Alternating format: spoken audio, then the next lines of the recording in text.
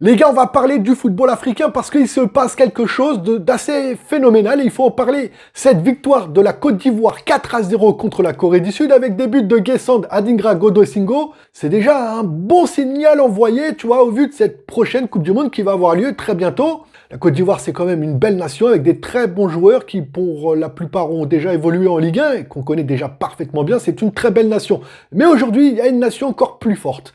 Et c'est pas le Maroc, mais c'est bien le Sénégal. Le tenant du titre de la Coupe d'Afrique des Nations. Le Sénégal a envoyé au Stade de France, s'il vous plaît, un signal fort. Un signal qui, moi, me fait peur. À moi et sûrement à beaucoup d'autres mondes, parce que le Sénégal est aujourd'hui une nation vraiment très puissante, technique, qui n'hésite pas à percuter, à provoquer. Aujourd'hui, ils ont battu le Pérou au Stade de France et ils devaient plutôt bien réussir, déjà avec une belle communauté au Stade de France sénégalaise, qui sont venus assister à ce très beau match, à une très belle victoire du Sénégal, qui aurait pu en mettre bien plus, mais qui sont restés avec seulement un 2-0. On va pas s'en plaindre. Le Sénégal, c'est une nation qui est aujourd'hui en constante évolution, avec des joueurs qui aussi on connaît très bien, puisqu'ils ont pour la plupart aussi joué en Ligue 1 avant de filer en Première Ligue et dans d'autres championnats, notamment Mendy qui a gagné la Ligue des Champions avec Chelsea, un gardien très très bon, et puis un effectif vraiment incroyable. Le Sénégal aujourd'hui est une nation qui me fait peur à moi personnellement, et c'est une équipe qui a superbement bien joué contre le Pérou. Moi, je pensais plutôt au début à une victoire étriquée 1-0 du Pérou, du Sénégal, mais sur un match assez, comment dire, haché, tu vois, avec beaucoup de tacs, des faits de jeu, tu vois. Mais là, faut le dire, le Sénégal a clairement provoqué la victoire. Ils sont allés la chercher, ils l'ont voulu, dans un stade de France rayonnant, aux couleurs du Sénégal, avec ses très belles couleurs. D'ailleurs, le Sénégal mérite pour moi sa victoire. Et plus que ça, c'est les joueurs qu'on va retenir, les joueurs que l'on connaît, parce qu'il y en a qui ont évolué à Monaco, qui évoluent encore même en Ligue 1, à Monaco, à Paris, enfin, Mbaye, les gars, Mbaye qui fait la passe décisive pour Jackson, s'il vous plaît. Jackson qui a déjà auparavant évolué en Espagne à Villarreal, avant d'aller en Première Ligue, puis d'être prêté au Bayern Munich, c'est quand même un joueur très talentueux, un joueur qui mérite un peu plus de temps de jeu, même si c'est vrai que c'est dur en ce moment pour lui en Bundesliga. Même à Chelsea avant, puisque bon, Chelsea, il faut le dire, les gars, ils ont 49 joueurs, et de s'imposer dans un effectif où rien ne va, c'est compliqué. Mais aujourd'hui, je veux revenir aussi sur Mbaye.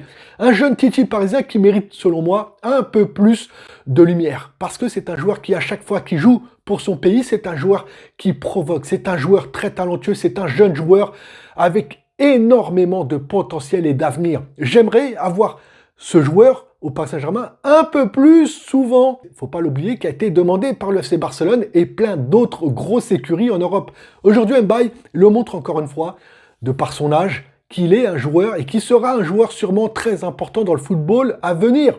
Quand tu vois son jeune âge, tu as le droit de te poser les questions quand même. J'aimerais qu'il ait un peu plus de temps de jeu. Mais en tout cas, le Sénégal aujourd'hui n'a rien à envier à qui que ce soit un autre pays africain, européen, sud-américain. C'est une nation remarquable, puissante, technique, qui provoque la chance et qui va chercher la victoire tout simplement. Aujourd'hui, ça me fait plaisir de faire une vidéo sur le Sénégal et même le football africain, puisque je le tiens à le dire, hein, la Côte d'Ivoire qui a gagné, t'as l'Algérie qui a gagné aussi. Bon, c'est vrai que c'était un pays beaucoup plus faible. D'en passer 7, faut le faire quand même. Je voudrais revenir aussi sur le cas du fait que le Sénégal, ils sont venus au Stade de France en montrant ce trophée qu'ils ont gagné à la Coupe d'Afrique des Nations contre le Maroc, parce que j'avais pas donné mon mot, j'avais rien dit, j'avais préféré rester hors contexte, même si pour moi, j'aime pas trop parler de ces choses-là, mais en soi, faut le dire, les Sénégalais ont obtenu et gagné ce trophée de la Coupe d'Afrique des Nations sur le rectangle vert, au terme d'un match ou qui a repris plutôt, et ils ont gagné sur le rectangle vert, sur les 90 minutes, plus. C'est là qu'ils ont montré, c'est là qu'ils ont obtenu la victoire. Si Sadio Mané, qui est resté sur le terrain, était sorti, il n'y aurait eu donc aucun Sénégalais en jeu, donc la victoire aurait été donnée au Maroc. Mais aujourd'hui, le Sénégal peut dire et remercier Sadio Mané, qui est resté sur la pelouse, à attendre que ses coéquipiers reviennent en jeu pour continuer à reprendre le match. Bon, c'est vrai que Brahim Diaz n'a pas fait en sorte de tirer correctement le penalty. En soi, je ne vais pas revenir dessus. Mais pour moi, le Sénégal est aujourd'hui le tenant en titre de la Coupe d'Afrique des Nations. Même si le Maroc a fait une belle coupe à la maison, pour moi, le Sénégal est l'équipe gagnante de cette Coupe d'Afrique des Nations, hein, comme je l'ai dit, parce qu'ils ont terminé le match en gagnant tout simplement avant d'aller à la séance des tirs au but. En soi, les amis, les Sénégalais, les Africains même, j'ai envie de dire, arrêtez de nous faire peur, arrêtez de me faire peur les gars, s'il vous plaît. Parce que là, vous avez une équipe vraiment monstrueuse. Vous avez une équipe qui fait peur, qui fait mal, vitesse, technique, puissance. Vous n'avez rien à envier, je vous le demande. Et j'aimerais, sincèrement les gars, essayez d'aller un peu plus loin. Vous pouvez le faire. Mais par contre, contre la France, les gars, levez le pied. Levez le pied parce que je ne veux pas avoir mal, comme à une certaine époque, en 2002. Et oui, je l'ai dit dans une vidéo précédente, je rentrais du collège, vous m'avez fait chialer, vous m'avez fait pleurer parce que on méritait de gagner. On avait Cissé, meilleur buteur de Ligue 1, on avait Trezeguet, meilleur buteur en championnat italien, et on avait aussi Thierry Henry, meilleur buteur de Première Ligue. Tous les meilleurs buteurs, tous les meilleurs joueurs, on les avait en équipe de France. On avait tapé le poteau, on avait tapé la barre transversale, et vous nous aviez battu 1-0. J'étais rentré du collège en pleurant les gars, j'ai pas envie de revivre ça fait trop mal. Alors, levez le pied quand vous allez jouer contre la France, et puis voilà, après gagner les autres matchs, il n'y a aucun problème contre ça. Bon voilà les gars, c'était une vidéo où je voulais faire part de mon plaisir de voir le football africain surtout évoluer, parce que c'est vrai qu'il y a encore 5 ou 10 ans, le football africain n'était pas au niveau qu'il est aujourd'hui.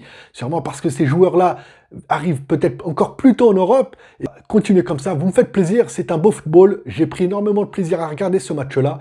Bravo notamment à Ismaïla Sarr qui trouve encore une fois le chemin défilé, qui est aussi très fort, et puis à Jackson qui, c'est vrai, dans un moment compliqué, se retrouve important dans une nation qui aura sûrement besoin de lui pour aller plus loin pour cette prochaine Coupe du Monde. En tout cas les amis, c'était une vidéo très intéressante que j'avais envie de faire partager avec vous. N'hésitez pas, un petit like, un petit abonnement, ça fait toujours plaisir les gars, vous le savez, et moi je vous dis à très bientôt pour une prochaine vidéo.